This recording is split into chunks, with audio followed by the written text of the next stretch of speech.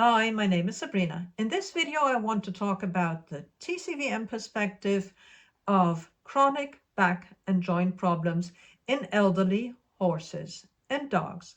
These problems develop over time and are therefore different from acute pain situations. So what is the typical clinical picture we see here? As the animals age, musculoskeletal problems become more and more common. This may be degenerative joint disease, advanced osteoarthritis, ligament problems, muscle atrophy, and or back pain, weak hindquarters.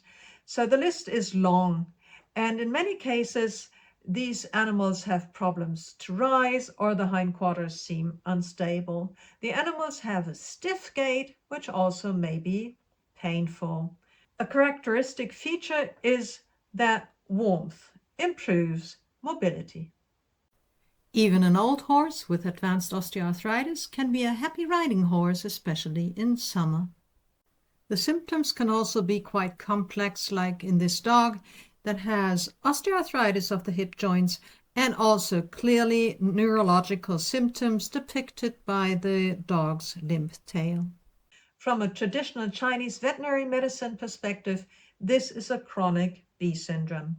B syndrome is a stiff and painful gait, and this situation is chronic, and the causal factors, wind, cold, and damp, have persisted over a long time and have entered the body. So these factors have caused yin deficiency in the organ system, especially the organ system of the kidney. The kidney dominates joints, bones, nerves. So this is a whole range of organs from a Western perspective that are affected in these situations. If ligaments and muscles are also included in the picture, then the liver organ system in TCVM is also affected. In addition to yin deficiency in these organ systems, there's also qi deficiency, and there may be qi and shu stagnation, and these stagnations are the cause of pain from a TCVM understanding. So what are the typical TCVM findings? The tongue may be pale with a white coating or red and dry, depending on whether the cold predominates or the yin deficiency predominates. The pulse is usually thin, like a thread, maybe wiry when the situation is painful, and is usually weak and deep. Acupuncture in elderly animals is, of course, also useful for moving, especially qi and shu. In general, acupuncture is exhausting to the body, so the points should be carefully selected, and I suggest not to use more than 4 per session.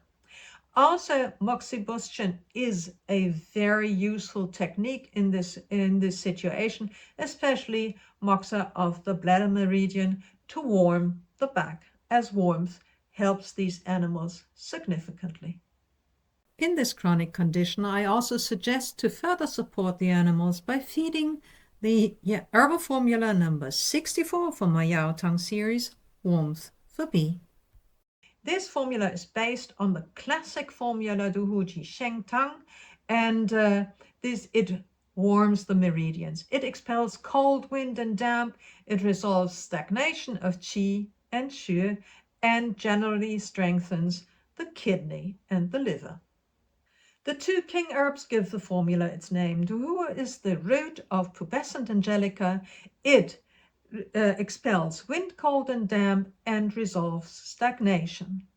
Shang Sheng is the 2nd king herb. It's mistletoe stems, and this drug supports the kidney and the liver. The 5 ministers in this formula further support the kidney and the liver.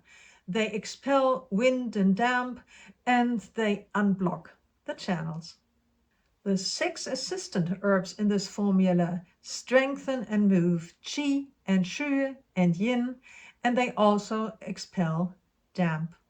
And then there is this 1 messenger herb that is very commonly used, which is licorice root, ganzhao, harmonizing the formula. You will find more information about my Yao Tang formulas in my book Yao Tang Chinese Herbs for Horses and Dogs, which is available on Amazon. This herbal formula is suggested for chronic pain in the elderly animal. So what about acute pain if an animal has osteoarthritis and has an acute flare-up in wind, cold, and damp weather? I speak about the herbal formula suggested in this video, and in this video I speak about acute pain after injuries, after trauma. If you find this helpful, please like and subscribe, and see you in my next video.